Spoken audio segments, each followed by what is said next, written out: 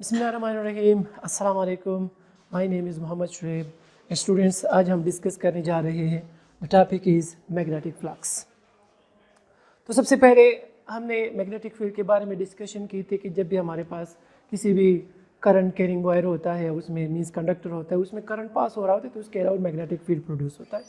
अब हमारे पास magnetic flux क्या होगा? मैग्नेटिक फ्लक्स जो है, फॉर एग्जांपल अगर हमारे पास कोई एरिया है और उसमें जो है हमारे पास मैग्नेटिक फील्ड लाइंस पास हो रहे होते हैं तो उसको हम क्या नाम देते हैं? Magnetic flux. जिस तरह हमने इलेक्ट्रिक फ्लक्स के बारे में डिस्कशन की थी कि अगर इलेक्ट्रिक फील्ड लाइंस पास हो रहे हैं किसी एक सर्टन एरिया से, जब उस एरिया को हम क्या कर लेते हैं? परपेंडिकुलर रख देते हैं इन the direction of magnetic field, तो उसको हम नाम दे देते इलेक्ट्रिक फील्ड, तो उसको हम नाम दे देते हैं इलेक्ट्रिक फ्लक्स। आज का जो हमारा टॉपिक है वो है अबाउट मैग्नेटिक फ्लक्स। अब स्टूडेंट्स, मैग्नेटिक फील्ड को जो है रिप्रेजेंट करने के लिए हम कुछ आर्बिट्री लाइंस जो है वो डिफाइन करते हैं। फॉर एग्जांपल, अगर हमारे पास कोई एक मैग्नेट है, लेट्स सपोज ये मैग्नेट है, इसका नॉर्थ पोल है, इसका साउथ पोल है, तो इसके अराउंड जो हमारे पास क्या होता है? मैग्नेटिक फील्ड होता है। अब इस मैग्नेटिक फील्ड को रिप्रेजेंट करने के लिए हम कुछ आर्बिट्री लाइन जो है वो क्या कर लेते हैं? यहाँ पे लगा देते हैं। फॉर एग्जांपल, यहाँ से जो है हमारे पास मैग्नेटिक फील्ड लाइंस निकल रहे होते हैं नॉर्थ से, और साउथ में क्या हो रहे होते हैं? इंटर होते हैं। ठीक है, इस तरह हम जो है डिफाइन करते हैं। ठीक है, अब तो इन लाइंस को जो कि हम मैग्नेटिक फील्ड को रिप्रेजेंट करने के लिए ड्रा करते हैं, इन लाइंस को हम क्या नाम देते हैं? Magnetic field lines. अब अगर जो है हम कोई एक सर्टन स्पेसिफिक एरिया ले लेते हैं और उसको जो है इन the direction of magnetic field line रख देते हैं, अब इसमें से जब फील्ड लाइंस पास होंगे तो इसको फिर हम नाम देते हैं magnetic flux. Means magnetic field lines passing through certain area placed perpendicular in the direction of field. अब यहाँ पे जो है अगर डिफिनीशन को देखें कि the number of magnetic field lines passing through certain area placed perpendicular in the direction of a field is called magnetic flux. ठीक है, अब यहाँ पे क्वेश्चन अराइज होता है कि why we place the area perpendicular in the direction of magnetic field. हम तो किसी और एंगल पे भी रख सकते हैं, हम उसको हॉरिजॉन्टल भी रख सकते हैं। तो फॉर एग्जांपल, मेरे पास जो है ये मोबाइल है, मीन्स लेट्स सपोज ये एरिया है, सरफेस एरिया, यहाँ से मैग्नेटिक फील्ड लाइंस आ रहे हैं। अगर इस मोबाइल फ़ोन को मैं जो है इसके परपेंडिकुलर रख दूँ, इन मैग्नेटिक फील्ड लाइंस के परपेंडिकुलर रख दूँ, तो इसके चांसेस ज़्यादा होते हैं कि ज़्यादा से ज़्यादा मैग्नेटिक फील्ड लाइंस क्या हो जाएंगे? इसमें से पास हो जाएंगे। मीन्स तो वहाँ पे फ्लक्स जो है वो क्या आएगा? मैक्सिमम आएगा। लेकिन अगर यही मोबाइल जो हम सरफेस एरिया हम इस तरह रख दें और यहाँ से मैग्नेटिक फील्ड लाइंस आ रही हैं, तो यहाँ पे बहुत कम चांसेस है या बहुत कम नंबर ऑफ फील्ड लाइन जो इसमें से पास होंगे, जिसकी वजह से जो है हमारे पास फ्लक्स क्या होता जाएगा? वीक होता जाएगा। ठीक है, सो इसलिए हम यहाँ पे वर्ड यूज़ करते हैं प्लेस परपेंडिकुलर। फॉर एग्जांपल, यहाँ से मैग्नेटिक फील्ड लाइंस आ रहे हैं और हम एक एरिया ले लेते हैं, इसको हम परपेंडिकुलर रख देते हैं कि ये एरिया और ये फील्ड लाइंस आपस में क्या हो? परपेंडिकुलर हो। तो इसमें से जो है चांसेस होते हैं कि मैक्सिमम फील्ड लाइंस क्या हो सकते हैं? पास हो सकते हैं। दैट्स वाई हम डिफिनीशन में ये वर्ड यूज़ करते हैं कि अगर हम क्या करें, इस एरिया को क्या करें? परपेंडिकुलर रख दें इन the direction of a field, तो फिर हम जो है इसको हम नाम देते हैं मैग्नेटिक फ्लक्स। और इस केस में फिर हमारे पास मैग्नेटिक फ्लक्स क्या होगा? मैक्सिमम आएगा, क्योंकि उसमें नंबर ऑफ फील्ड लाइंस क्या होते जाएंगे? ज़्यादा पास होंगे। या हम इस तरह भी कह सकते हैं, एक और डिफिनीशन भी हम इसकी ले सकते हैं कि the dot product of magnetic field strength, या जस्ट हम मैग्नेटिक फील्ड कहते हैं, जिसको हम बी से रिप्रेजेंट करते हैं, जिसको हम किस चीज़ से रिप्रेजेंट करते हैं? बी से, एंड एरिया वेक्टर ए, इनके दरमियान जो डॉट प्रोडक्ट है इसको भी हम क्या नाम देते हैं? Magnetic flux. अब हमेशा याद रखें, जब भी हम कोई एक सरफेस एरिया लेते हैं, जब भी हम कोई एक सरफेस एरिया लेते हैं, तो उसका जो यहाँ पे वर्ड हमने यूज़ किया एरिया वेक्टर, तो उसका वेक्टर क्या होगा? एरिया वेक्टर क्या होगा? हमेशा याद रखें, जो भी एरिया वेक्टर है किसी भी सरफेस का, तो वो हमेशा क्या रहता है? नॉर्मल टू द एरिया होता है। क्या होता है? Normal to the area, means perpendicular होता है। फॉर एग्जांपल, मेरे पास एक बुक है, लेट्स सपोज ये हमारे पास एक बुक है, ये एरिया इस तरह पड़ी हुई है, तो इसका जो नॉर्मल होगा वो हमेशा क्या रहेगा? इसका परपेंडिकुलर, इस तरह। अगर जो है हम इस बुक को इस तरह कर रहे हैं, तो ये इसका जो परपेंडिकुलर हो गया, नॉर्मल हो गया, जिसको हम एरिया वेक्टर कहते हैं, वो भी क्या रहेगा? परपेंडिकुलर रहता जाएगा। मीन्स आप एरिया को ओरिएंटेशन देते जाएंगे, लेकिन जो नॉर्मल होगा वो हमेशा क्या रहेगा? वो परपेंडिकुलर टू द सरफेस आएगा। सो हम कह सकते हैं कि, या हम कहते हैं कि हमारे पास जो एरिया वेक्टर है, this is always perpendicular to the surface, means ये हमेशा सरफेस की क्या होगा, परपेंडिकुलर होगा। तो इसलिए हम जो है यहाँ पे कहते हैं कि the dot product of magnetic field strength B and the area vector A is called magnetic flux. इसको हम क्या नाम देते हैं, मैग्नेटिक फ्लक्स का नाम देते हैं। फॉर एग्जांपल यहाँ पे हमारे पास एक एरिया है, ठीक है, ये एरिया परपेंडिकुलर पड़ी हुई है, मीन्स प्लेस हमने किया हुआ है, और ये जो है हमारे पास मैग्नेटिक फील्ड लाइंस आ रहे हैं। फॉर एग्जांपल यहाँ पे कोई करंट कैरिंग वायर है या कोई मैग्नेट है, कुछ भी है, तो वहाँ से जो है हमारे पास मैग्नेटिक फील्ड लाइंस आ रहे हैं, ठीक है, इस डायरेक्शन में। अब यहाँ पे हमने क्या किया हुआ है, एक एरिया को हमने क्या किया हुआ है, प्लेस किया हुआ है perpendicular in the direction of field lines. अब ये जो है हमारे पास this A vector, this is the area vector. अगर हम देखें तो ये इस प्लेन एरिया का क्या है, परपेंडिकुलर। फॉर एग्जांपल इस तरह है, जैसे कि हमारे पास ये बुक है, इस तरह पड़ी हुई है, ठीक है, इसका जो वेक्टर एरिया है बिल्कुल इसका परपेंडिकुलर, ये देखिए इस तरह। तो यहाँ पे जो है ये इस एरिया का क्या है, परपेंडिकुलर है। तो अब यहाँ पे हमारे पास इसमें वेक्टर एरिया और मैग्नेटिक फील्ड लाइन जो ये दोनों एक दूसरे के क्या जा रहे हैं, पैरेलल जा रहे हैं। लेकिन अगर हम जस्ट एरिया की बात कर रहे हैं, ये ए जस्ट एरिया की बात कर रहे हैं, तो ये एरिया और द मैग्नेटिक फील्ड लाइन जो है ये क्या है, परपेंडिकुलर टू ईच अदर है। लेकिन इसका वेक्टर जो है वो क्या रहेगा, वो parallel to the magnetic field lines होंगे। तो उसकी वजह से हमारे पास फिर फ्लक्स क्या होगा, मैक्सिमम आएगा। अब जो है मैथमेटिकली हम फ्लक्स को किस तरह जो है यहाँ पे लिख सकते हैं, तो फ्लक्स को हम एक सिंबल यहाँ पे यूज करते हैं जिसको हम नाम देते हैं फाई। ये सिंबल है किस चीज का, फाई का। So phi is equal to B dot A, dot product of magnetic field strength या जस्ट हम मैग्नेटिक फील्ड कहते हैं, एंड एरिया वेक्टर ए। इन दोनों के डॉट प्रोडक्ट को हम क्या नाम देते हैं, मैग्नेटिक फ्लक्स, ठीक है। और डॉट प्रोडक्ट स्टूडेंट्स हमें पता है कि डॉट प्रोडक्ट को हम हमेशा किस चीज से रिप्लेस करते हैं, कास थीटा वहां पे आता है, तो हमारे पास आ जाएगा कि flux is equal to B A cos of theta, B A cos of theta. So ये जस्ट हमारे पास एक एरिया हम ले रहे हैं, ठीक है, एक पॉइंट फॉर एग्जांपल हमने ले लिया है। अब अगर हमारे पास इस किस्म की सिचुएशन आ जाए कि एक इरेगुलर एरिया है, क्या है हमारे पास, एक इरेगुलर एरिया है, और उसके हर एक पॉइंट पे जो है हम क्या फाइंड आउट करना चाहें, फ्लक्स फाइंड आउट करना चाहिए, या उस एरिया का हम टोटल फ्लक्स फाइंड आउट करना चाहते हैं, तो उसको हम कैसे फाइंड आउट करेंगे, हम क्या करेंगे कि जो भी एरिया होगा उसको हम स्मॉल एरिया एलिमेंट्स में क्या कर लेते हैं, डिवाइड कर लेंगे, और फिर हर एक पार्ट के लिए हम क्या कर लेंगे, मैग्नेटिक फ्लक्स फाइंड आउट कर लेंगे, और लास्ट में हम उसको ऐड कर देंगे, तो हमारे पास जो है क्या आ जाएगा, टोटल फ्लक्स आ जाएगा फॉर दैट एरिया। अब जो है हम उस कंप्लीट एरिया के लिए जो कि इरेगुलर एरिया होगा या सरफेस होगा, उसके लिए हम मैग्नेटिक फ्लक्स को कैसे फाइंड आउट करते हैं, देखते हैं। अच्छा, तो इससे पहले जो हमने जस्ट एक पॉइंट के लिए फाइंड आउट कर लिया कि मैग्नेटिक फ्लक्स हम कैसे फाइंड आउट कर लेते हैं। अब अगर हमारे पास एक इरेगुलर सरफेस है, एरिया है, और उसके लिए हम जो total magnetic flux find out करना चाहते हैं, तो हम क्या कर लेंगे, इस टोटल एरिया को हम स्मॉल एरिया एलिमेंट्स में क्या कर लेते हैं, डिवाइड कर लेते हैं।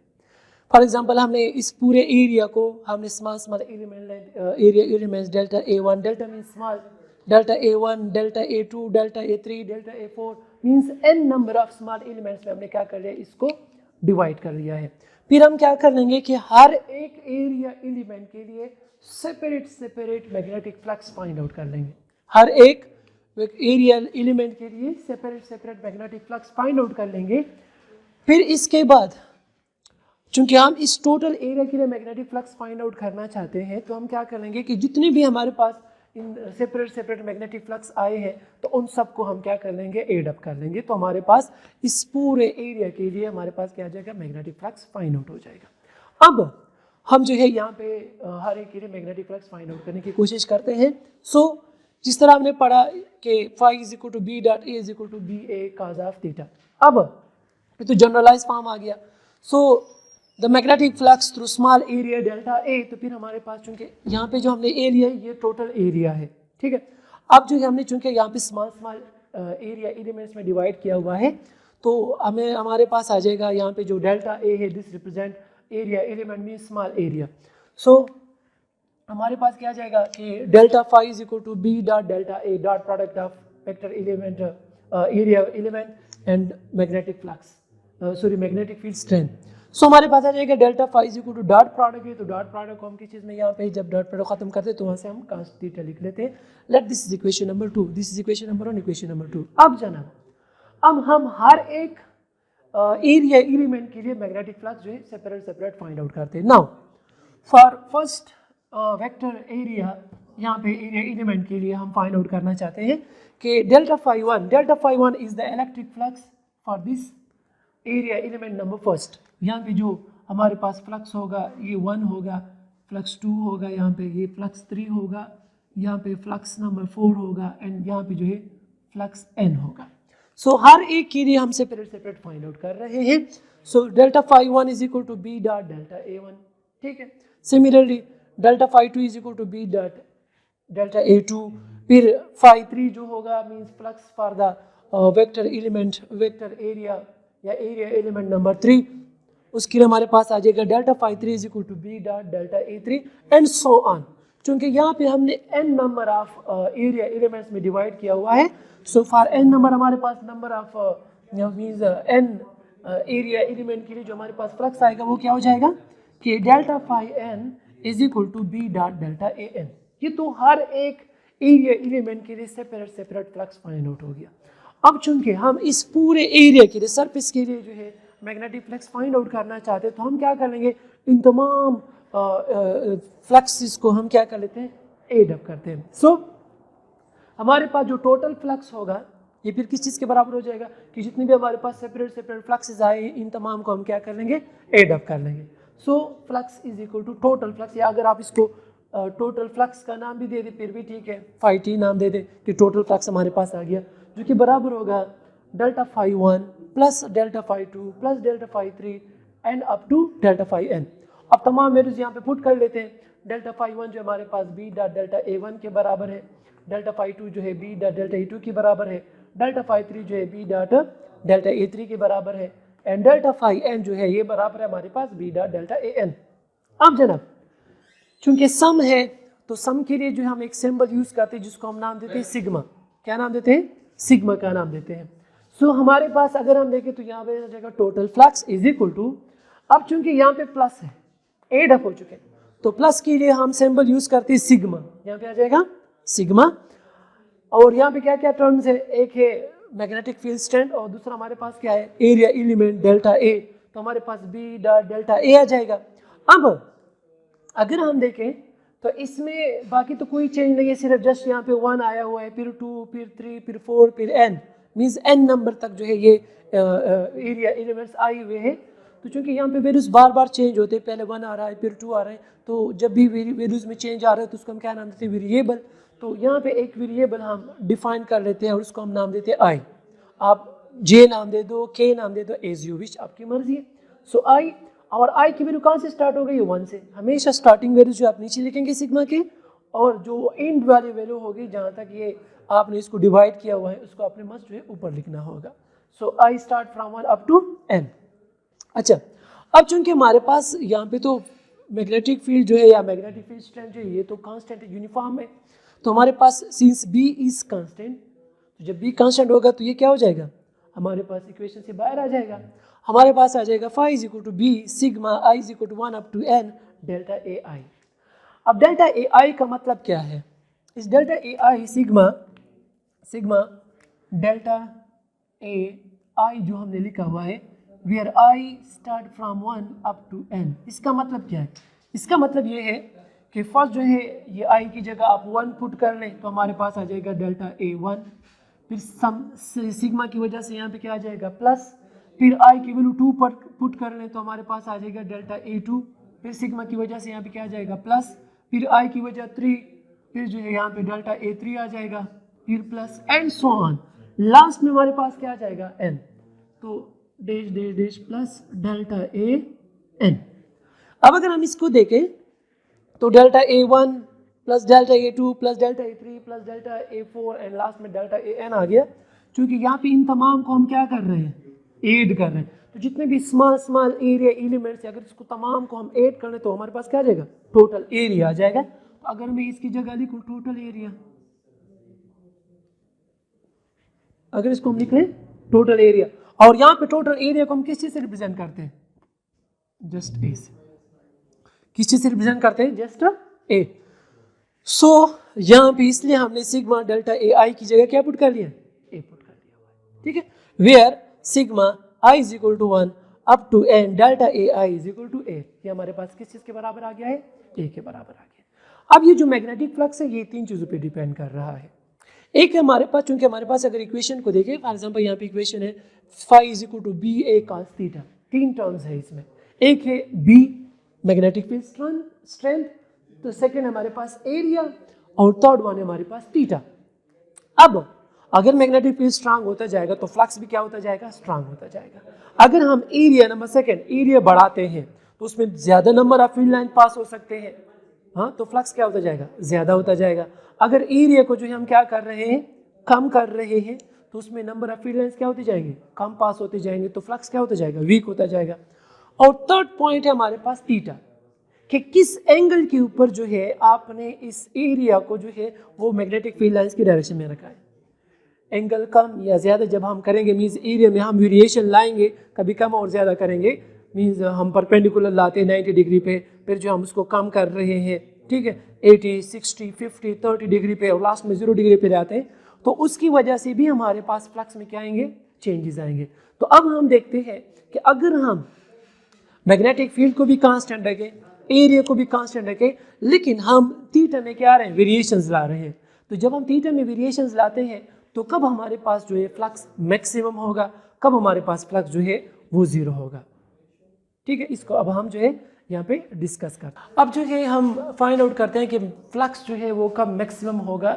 हम उसकी डिपेंडेंसी चेक करते हैं थीटा के साथ, means the angle between magnetic field strength and area, इनके दरमियान जो एंगल बन रही है, अगर उसको हम कम या ज़्यादा कर रहे हैं, उसमें हम चेंजेस लाते हैं, तो उसकी वजह से फ्लक्स भी कम और ज़्यादा होता है। तो कब हमारे पास फ्लक्स मैक्सिमम होगा, अगर हमारे पास ये एरिया जो है इसको हम रख दें परपेंडिकुलर, अगर हम एरिया को क्या कर दें, फॉर एग्जांपल ये एरिया है हमारे पास मोबाइल, इसको हम परपेंडिकुलर रख दें, यहाँ से मैग्नेटिक फील्ड लाइंस आ रहे हैं, ये इसके साथ क्या है हमारे पास, परपेंडिकुलर।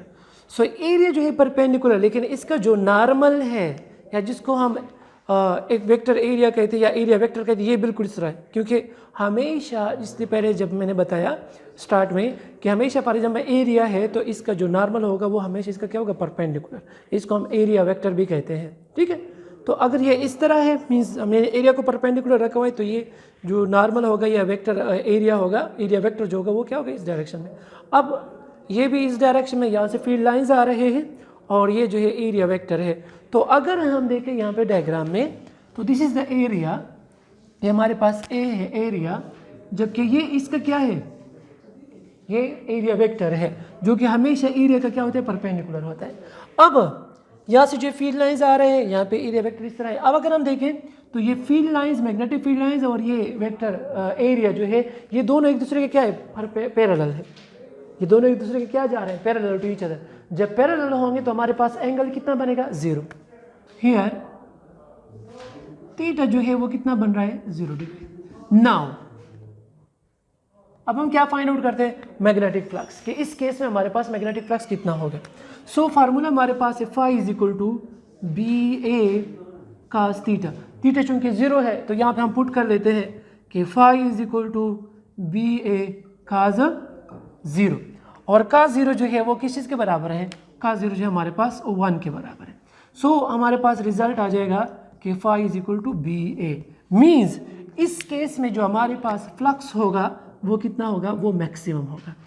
क्या होगा, मैक्स, टोटली डिपेंड करेगा कि अब जो बी की वैल्यू मैग्नेटिक फील्ड या मैग्नेटिक फील्ड स्ट्रेंथ और एरिया, इन दोनों की वैल्यू जितनी भी होगी तो बस उसके प्रोडक्ट के बराबर आपके पास क्या आ जाएगा, फ्लक्स आ जाएगा, मीन्स मैक्सिमम फ्लक्स आएगा, क्योंकि आपको कास थीटा की जो मैक्सिमम वैल्यू होती है वो कितनी होती है, 1। अब सेकंड केस की तरफ आते हैं कि अगर हमारे पास ये एरिया जो है ये इस तरह पड़ा, फॉर एग्जांपल यहाँ पे मैं मोबाइल को उठाता हूँ, ये एरिया इस तरह पड़ा हुआ है प्लेन, और यहाँ से फील्ड लाइंस आ रहे हैं, ठीक है, तो ये एरिया जो है ये पैरेलल है किसके, फील्ड लाइंस के, लेकिन इसका जो एरिया वेक्टर है वो क्या है, वो तो हमेशा परपेंडिकुलर होगा एरिया सरफेस के। तो यहाँ पे ये वेक्टर मीन्स ये एरिया वेक्टर और ये फील्ड लाइन जो आ रहे हैं, ये दोनों एक दूसरे के क्या आ रहे हैं, परपेंडिकुलर। ठीक है, ये दोनों एक दूसरे क्या होंगे, परपेंडिकुलर होंगे। सो यहाँ पे हमारे पास एरिया इस तरह पड़ा हुआ है parallel to the field lines, जबकि इसका वेक्टर जो है एरिया वेक्टर ये हमारे पास क्या है, परपेंडिकुलर है।